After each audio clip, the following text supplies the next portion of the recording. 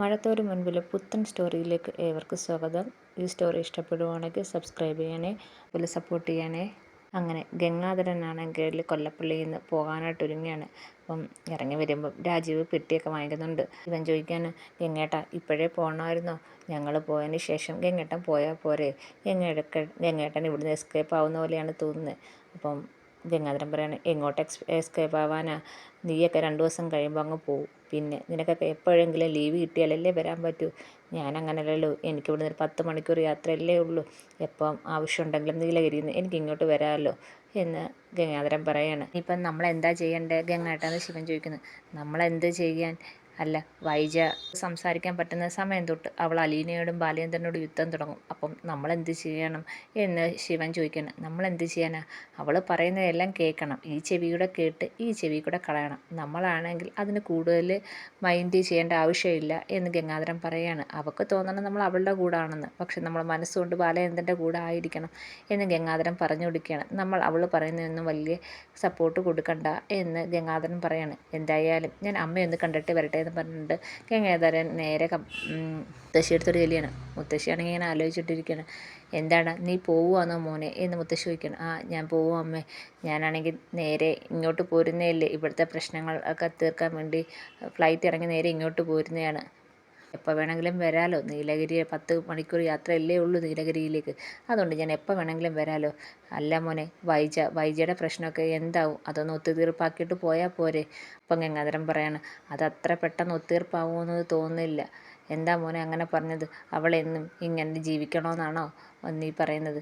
അല്ലമ്മേ, അവളാണെങ്കിൽ ദേഷ്യവും എടുത്തുചാട്ടവും അഹങ്കാരമൊക്കെ നിർത്താൻ പറയണം.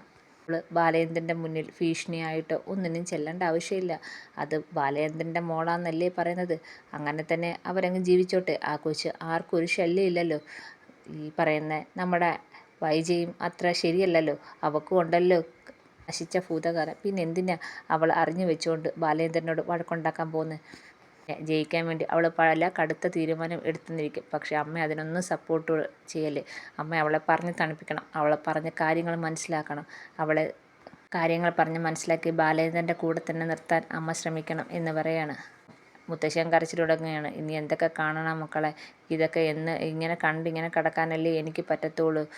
യും അവരും എല്ലാം പോയി കഴിഞ്ഞാൽ വീണ്ടും ഞാനിവിടെ ഒറ്റയ്ക്കാവത്തില്ലയോ? എനിക്കെന്ത് ചെയ്യാൻ പറ്റും എന്നും പറഞ്ഞു മുത്തശ്ശി സങ്കടം പറയുകയാണ്. അപ്പം ഗംഗാധരൻ പറയാണ്, അമ്മ സങ്കടപ്പെടേണ്ട, എല്ലാത്തിനും ഒരു പരിഹാരം കാണാം.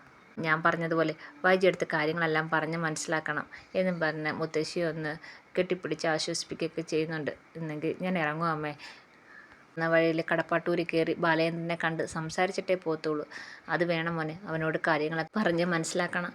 പറ്റുമെങ്കിൽ എൻ്റെ മോള് വൈജിയോട് ക്ഷമിക്കാനും അവനോട് പറയണം എന്ന് മുത്തശ്ശി പറയാണ്. അതൊക്കെ ഞാൻ പറയാമേ. എന്തായാലും ബാലേന്ദ്രനെ കാണട്ടെ എന്നും പറഞ്ഞ് ഗംഗാധരൻ അങ്ങ് യാത്ര പറഞ്ഞ് പോവുകയാണ്. അപ്പം മുത്തശ്ശി ഇങ്ങനെ വിഷമത്തോടെ ഇരിക്കുകയാണ്. ഗംഗാധരൻ പുറത്തേക്ക് വരുമ്പോൾ ശിവനും രാജീവും ആണെങ്കിൽ കാത്തിരിക്കുകയാണ്. അപ്പം എല്ലാ കാര്യങ്ങളെല്ലാം പറഞ്ഞത് നിങ്ങൾക്ക് ഓർമ്മയുണ്ടല്ലോ. ആവശ്യമില്ലാതെ ഒരു കാര്യത്തിനും ഒരു പ്രശ്നം ഉണ്ടാക്കാനും നിങ്ങളായിട്ട് പോവല്. കാര്യം ഓർമ്മ വേണം. നമ്മുടെ ഈ വൈജയുടെ കാര്യങ്ങളെല്ലാം ബാലേന്ദ്രന് അറിയാമെന്നുള്ള ഒരു ഓർമ്മ എപ്പോഴും വേണം. അതുകൊണ്ട് തന്നെ അവനെ പ്രൊവോക്ക് ചെയ്യാതെ, അവനെ കൊണ്ട് ആ സത്യങ്ങളൊന്നും പുറത്ത് പറയിപ്പിക്കാതെ നമ്മൾ മുന്നോട്ട് കൊണ്ടുപോകേണ്ടത് നമ്മുടെ ഉത്തരവാദിത്തമാണെന്നൊക്കെ ഗംഗാധരൻ അവരോട് പറഞ്ഞ് മനസ്സിലാക്കി കൊടുക്കുകയാണ്. അങ്ങനെ എല്ലാവരുടെ അടുത്തും യാത്ര പറഞ്ഞ് ഗംഗാധരൻ അങ്ങ് പോവുകയാണ്. നേരെ പോകുന്നത് കടപ്പാട്ടൂരിലേക്കാണ്. ഇവിടെ വന്ന് ബെല്ലടിക്കുമ്പം അലീനയാണ് വന്ന് ഡോറ് തുറക്കുന്നത്. അലീനയെടുത്ത് ഗംഗാധരൻ ചോദിക്കുന്നുണ്ട്, എങ്ങനെ ഇരിക്കുന്നു മോളെ, സുഖമാണോ? ബാലേന്ദ്രൻ ഉണ്ടോ എന്ന് ചോദിക്കുകയാണ്. അപ്പം അലീന പറയാണ്, അച്ഛൻ മുകളിലുണ്ട്, പിന്നെ സുഖമായിട്ടൊക്കെ ഇരിക്കുന്നു. മാഡത്തിന് ഇപ്പോൾ എങ്ങനെ ഇരിക്കുന്നു? അപ്പം ഗംഗാധരൻ പറയാണ്, ഇപ്പോൾ അവൾക്ക് ഇമ്പ്രൂവ്മെൻ്റ് ഉണ്ട്. ഓപ്പറേഷനൊക്കെ കഴിഞ്ഞപ്പോഴത്തേക്ക് താടിയെല്ലിൻ്റെ ഒരു ഒട്ടിപ്പ് മാത്രമേ ഉള്ളൂ. ഇപ്പം പതുക്കെ പതുക്കെ ഉള്ളു റിക്കവറായി വരുന്നു എന്ന് ഗംഗാധരൻ പറയാണ്. ഞാനാണെങ്കിൽ ബാലേന്ദ്രനെ ഒന്ന് കാണട്ടെ എന്ന് പറയാണ്. ഇന്ന് ഞാൻ പോവുകയാണ് നീലഗിരിയിലേക്ക്. ഞാൻ പറഞ്ഞത് നിനക്ക് ഓർമ്മയുണ്ടല്ലോ. നിനക്ക് എന്താവശ്യം ഉണ്ടെങ്കിലും നിനക്ക് എന്നെ വിളിക്കാം. എന്തിനും ഞാൻ നിൻ്റെ കൂടെ തന്നെയുണ്ട്. ഞങ്ങളെല്ലാവരും ഉണ്ട്. പഴയ പോലെ ഞങ്ങളാരും നിന്നെ ഉപദ്രവിക്കാൻ വരത്തില്ല എന്ന് ഗംഗാധരൻ വീണ്ടും പറയാണ്. ഞാൻ ബാലേന്ദ്രനെ ഒന്ന് കാണട്ടെ എന്ന് പറഞ്ഞ് മുകളിലേക്ക് കയറിപ്പോവാണ്. ചെന്ന് ഡോറ് തട്ടുമ്പോൾ ബാലേന്ദ്രൻ ഡോറ് തുറക്കുകയാണ്. ഗംഗേട്ടനോ? ആ എന്നും പറഞ്ഞുകൊണ്ട് ബാലേന്ദ്രൻ അങ്ങോട്ട് പോവുകയാണ്. ഇപ്പം ഗംഗാധരൻ പറയാണ്, ഞാൻ ഇന്ന് നീലഗിരിയിലേക്ക് പോവുകയാണ്, തിരിച്ചു പോവുകയാണ് എന്ന് ഗംഗാധരൻ പറയുകയാണ്. വന്ന വഴിയിൽ ഞാനിവിടെ ബാലേന്ദ്രനെ കാണാനൊന്ന് കയറിയത്. എന്താ ഗംഗേട്ട, എന്നോട് എന്തെങ്കിലും പറയാനുണ്ടോ? ഒരേ ഒരു കാര്യം മാത്രമേ എനിക്ക് നിന്നോട് പറയാനുള്ളൂ. നീ വൈജയോട് ക്ഷമിക്കണം. വൈജ ചെയ്ത തെറ്റ് നിനക്ക് ക്ഷമിക്കാൻ പറ്റാത്തില്ല എന്നറിയാം. എന്നാലും ഞാൻ നിന്നോട് അപേക്ഷിക്കുകയാണ്, അവളോട് ക്ഷമിക്കണം. അവൾ ഈ ഒരു ആക്സിഡൻറ്റോടെ തന്നെ അവൾ അനുഭവിച്ചു കഴിഞ്ഞ് ഇനിയും അവളെ വേദനിപ്പിക്കല്ലേ എന്ന് പറയാണ്, സങ്കടപ്പെടുത്തില്ലേ എന്ന് പറയുകയാണ്. അപ്പം ബാലേന്ദ്രൻ ചിരിച്ചുകൊണ്ട് പറയാണ്, അവളെ സങ്കടപ്പെടുത്താതിരിക്കാനോ? എനിക്ക് കിട്ടുന്ന ഓരോ അവസരവും, അവളെ കുത്തി നോവിക്കാൻ പറ്റുന്ന ഓരോ അവസരവും ഞാൻ അത് വിനിയോഗിക്കും എന്ന് പറയാണ്. എനിക്ക് അവളോടുള്ള പക അങ്ങനെയൊന്നും തീരത്തില്ല. നിങ്ങളുടെ കുടുംബത്തിൽ ഇങ്ങനൊരു സാധനം എങ്ങനെ വന്ന് പിറന്ന് എന്ന് ചോദിക്കുകയാണ് ബാലേന്ദ്രൻ. ഞാൻ അവളെ അങ്ങനെ വെറുതെ വിടാൻ തീരുമാനിച്ചിട്ടില്ല. ഇതുപോലെ ഇത്രയും നാളെ ഞാൻ എങ്ങനെയാണോ അതിനേക്കാക്കി ഇരട്ടിയായിരിക്കും ഇനി അവളോട് ഞാൻ പെരുമാറാൻ പോകുന്നത്. അവൾ ഇനി കാണാൻ പോകുന്നതേ ഉള്ളൂ ബാലേന്ദ്രൻ്റെ സ്വഭാവം എന്താണെന്ന്. അപ്പം ഗംഗാധരൻ ബാലേന്ദ്രൻ്റെ അടുത്ത് ചോദിക്കുകയാണ്, ബാലേന്ദ്ര, നിനക്ക് ഇങ്ങനെയൊക്കെ പെരുമാറാൻ പറ്റുമോ? ഇങ്ങനൊരു മുഖമുണ്ടോ എന്ന് ചോദിക്കുകയാണ്. അപ്പോൾ ബാലേന്ദ്രൻ പറയാണ്, എനിക്കെന്താ ഇങ്ങനെ പെരുമാറാൻ പറ്റാത്തത്? ഇനി എൻ്റെ മുഖം എല്ലാവരും കാണാൻ പോകുന്നതേ ഉള്ളൂ. ഞാൻ അവളെ അങ്ങനെയൊന്നും വെറുതെ വിടത്തില്ല. എന്നെ വഞ്ചിച്ച് അവളെ ഇനി അങ്ങനെ വെറുതെ വിടുമെന്ന് ഗംഗേട്ടൻ വിചാരിക്കുകയും വേണ്ട. ഞാൻ ഓരോ നിമിഷവും കുത്തി നോവിച്ചുകൊണ്ടേയിരിക്കും എന്ന് പറയാണ്. അപ്പോൾ ഗംഗാധരൻ പറയാണ്, അലീനെ ഇവിടുന്ന് മാറ്റിയാൽ തന്നെ പകുതി പ്രശ്നം തീരും. നിങ്ങൾ തമ്മിലുള്ള പ്രശ്നം കൂടുതൽ വഷളാവാതിരിക്കും എന്ന് ഗംഗാധരൻ പറയാണ്. ബാലേന്ദ്രൻ പറയാണ്, അലീനെ ഇവിടുന്ന് മാറ്റുന്ന കാര്യം നമുക്ക് ആലോചിക്കേണ്ട കാര്യമാണ്. പിന്നെ ഞാനും അവളും തമ്മിലുള്ള പ്രശ്നം എന്തിനാ വഷളാവാതിരിക്കണ്ടേ? വഷളാവട്ടെ.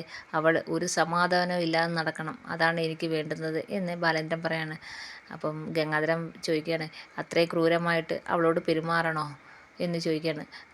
ബാലേന്ദ്രൻ പറയണേ, ഇത്രയും നാൾ അവൾ എന്നോട് ക്രൂരമായി പെരുമാറിയതോ, ഇത്രയും തെറ്റ് ചെയ്തവൾ എൻ്റെ മുന്നിൽ ഒരിക്കൽ പോലും എന്നോട് അവൾ തെറ്റ് ചെയ്തിട്ടുണ്ടെന്ന് അവൾക്ക് തോന്നിയിട്ടില്ല എന്ന് ബാലേന്ദ്രൻ പറയണം. അപ്പം ഗംഗാധരൻ ഒന്നും മിണ്ടാതിരിക്കുകയാണ്.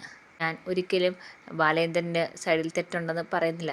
ബാലേന്ദ്രൻ്റെയും അലീനയുടെയും സൈഡിൽ തന്നെയാണ് നീതി. നിങ്ങൾക്ക് തന്നെയാണ് നീതി കിട്ടേണ്ടത്. പക്ഷേ ഞാൻ എൻ്റെ പെങ്ങൾക്ക് വേണ്ടി ബാലേന്ദ്രനോട് അപേക്ഷിക്കുകയാണ് എന്ന് ഗംഗാധരൻ പറയാണ്. ബാലേന്ദ്രൻ ആലോചിച്ച് ഓരോ കാര്യങ്ങൾ ചെയ്യത്തോളെന്ന് എനിക്കറിയാം. അങ്ങനെ ചെയ്യുമെന്ന് ഞാൻ പ്രതീക്ഷിക്കുന്നു എന്നും പറഞ്ഞ് ഗംഗാധരൻ ബാലേന്ദ്രത്ത് യാത്ര പറഞ്ഞ് താഴേക്ക് ഇറങ്ങാനായിട്ട് ഒരുങ്ങുകയാണ്. ഇവരവിടെ സംസാരിച്ചുകൊണ്ടിരിക്കുന്ന സമയത്താണ് താഴെ മനു വരുന്നത്. മനു ആണെങ്കിൽ വന്ന് ബെല്ലടിക്കുമ്പം അലീന വന്നാണ് ഡോറ് തുറക്കുന്നത്. ആഹാ, മനുവേട്ടനോ? മനുവേട്ടനെ കണ്ടിട്ട് കുറേ ദിവസമായല്ലോ. മനുവേട്ടൻ എവിടെ ആയിരുന്നു എന്ന് അലീന ചോദിക്കുകയാണ്. ആ, ഞാൻ കാണാൻ തന്നെയാണ് വന്നത്, അലീനയെ കാണാൻ തന്നെയാണ് വന്നതെന്നും പറഞ്ഞുകൊണ്ട് മനു വരികയാണ്. മനു ആണെങ്കിൽ സ്നേഹത്തോടെ അലീന ഇങ്ങനെ നോക്കുന്നുണ്ട്. എന്നാൽ മനുവേട്ടൻ ഇരിക്കെ, മനുവേട്ടൻ ഞാൻ ചായ എടുക്കാമെന്നും പറഞ്ഞുകൊണ്ട് അലീന പോയി ചായ എടുക്കുന്നുണ്ട്. അപ്പോഴത്തേക്ക് മനു ആണെങ്കിൽ നേരെ അലീനയുടെ അടുത്തോട്ട് കിച്ചണിലേക്ക് കയറി ചെല്ലുകയാണ്. അലീന ചായ ഉണ്ടാക്കി കൊടുക്കുന്നുണ്ട്. അന്നേരം മനു ചോദിക്കുകയാണ്, ഇവിടെ എങ്ങനെയുണ്ട്? ഇവിടെ എന്താ, ഇവിടെ പ്രത്യേകിച്ചൊന്നുമില്ല.